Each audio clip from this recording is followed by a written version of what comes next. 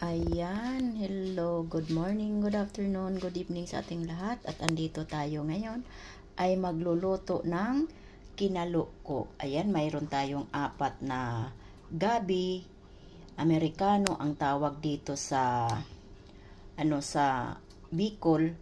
Ang iba ang tawag dito ay San Fernando. Sa amin naman, mayroon ding tumatawag niyan San Fernando.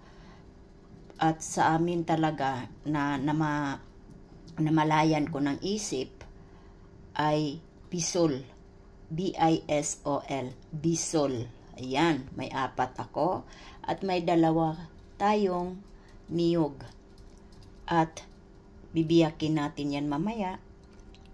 At kakayurin. At ito yung gagamitin nating pangkayod sa gabi Amerikano o San Fernando. Ayan. At babalatan natin itong 4, tapos kakahiwain sa gitna at saka natin kakayurin gamit ito siya. Ayan, o diba? At ginataan ito. Yung kinaluko, ginataan. At yan ang pinakamaganda, masarap para sa akin, yung mga crop roots na na ginataan tulad nito, gagataan siya. Paborito yan paborito ko yan, isa sa paborito ko yung pang merienda. At pakakainin ko asawa ko dyan. Patitikmin ko. Ayan siya, kaya balatan natin siya. Ayan, na na natin siya, nahati at na kayod na. Ayan. Yung natin, San Fernando o gabi na Amerikano. Saka ito yung nakayod na natin. Mangitim pala to siya pag hindi na kaagad. Kaya ang ilalagay ko dito, lalagyan ko siya ng 2 kutsarang asukal na brown, 2 pinch na salt,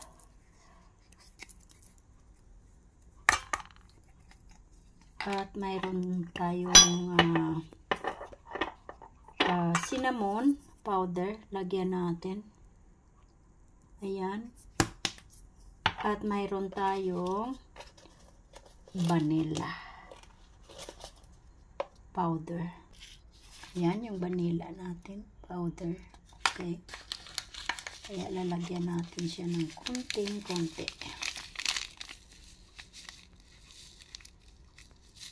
Ayan. Tapos, hahaluin natin mga kalangga ko dyan. Saka ilagay natin sa loob ng San Fernando natin. Okay. Ayan. Na-mix ko na siya. Mix na. At may 2 baso tayo. 2 cups na pangalawang gata. At mayroon tayong 1 cup na kakang gata. Yan ang isabaw natin mamaya, mga kalangga ko dyan. Tapos ngayon, na-mix na ko na, magsuot lang ako ng gloves para ipalaman naman natin siya, ibalik natin bali doon sa mismong ng San Fernando. Kaya mag-gloves muna tayo. Ilago. Ayan. Ngayon, ibalik natin siya dito sa loob ng San Fernando. Ayan. Ganyan lang.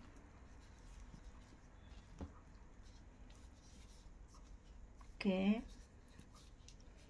Punuin talaga siya. Yung busog na busog. At yung niya, partner, punuin din natin.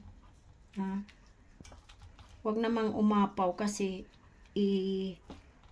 magtakipan sila mamaya.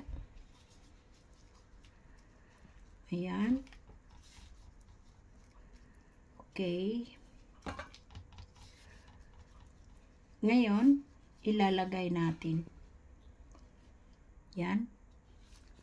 Ayan. Ayan. Yan na siya. Naka-close na. Ayan. Ganito, ilalagay ko siya naman dito dahil sabay-sabay ko silang ilagay sa kasirola. Ayan. Luto na. Tapos na siya. Ngayon, ilagay natin siya dito sa kasirola.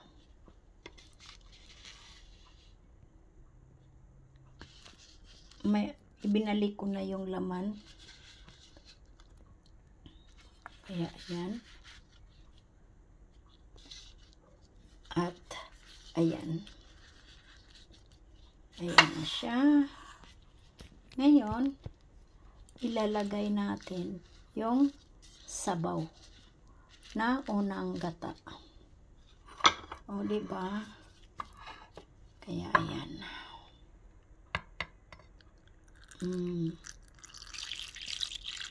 Pangalawang piga ito na gata.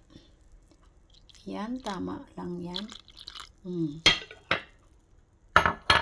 Hindi na ubos, may natirang kalahati. Dagdagan na lang natin pag hindi naubos. Pag hindi pa rin luto. Kaya hintayin natin. Salang na natin siya.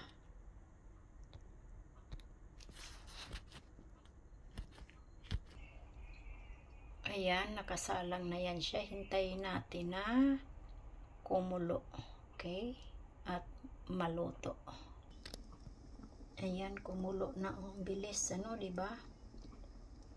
Ang bilis kumulo yung kinakul natin. Ayan. Kita ninyo? Nagmamantika na siya. Plus, lalagyan natin pa ng kakanggata ay lalong nakuba naman ang kinalakol ko. Merienda sa Bicol ito eh. Gamit natin ay ang Amerikanong gabi o gabing Amerikano. O, diba? Yummy, yummy. Yummy, yummy ang merienda. Ayan. Tingnan ninyo. O, ngayon, ilalagay natin yung kakanggata. Ayan. Ilalagay na natin yung kakanggata natin. Ayan. Kakanggata. Hintayin natin na kumunti yung sabaw. Ayan. Nagmamantika na siya. Naglalangis na. Ang ano natin, kinalakol. Mukhang yummy-yummy. At luto na siya. Kaya, ready to test. Kukuha tayo ng isa para titikman natin. Ayan na. Titikman na natin yung kinalakol natin. Itong puti, ayan, ito yung magiging latik. O, diba? Naglalatik na siya. Kaya ito yung, ano, dumidikit sa, ano, sa puwitan. Ayan, o, ng ano ko. Kasirola ko. Kaya, dito tayo titikim. Ang init.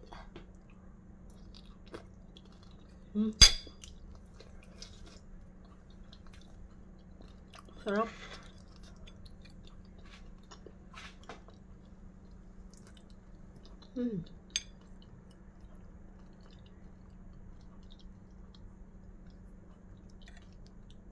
First time kong kumain ng kinalakol. Ito daw yung pamerienda sa Bicol. Titikman natin.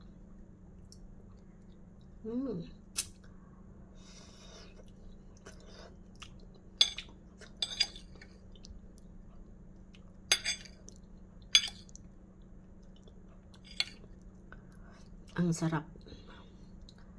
The best.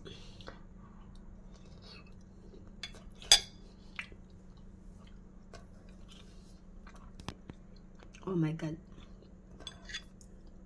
Baka maubos ko to. Sarap talaga.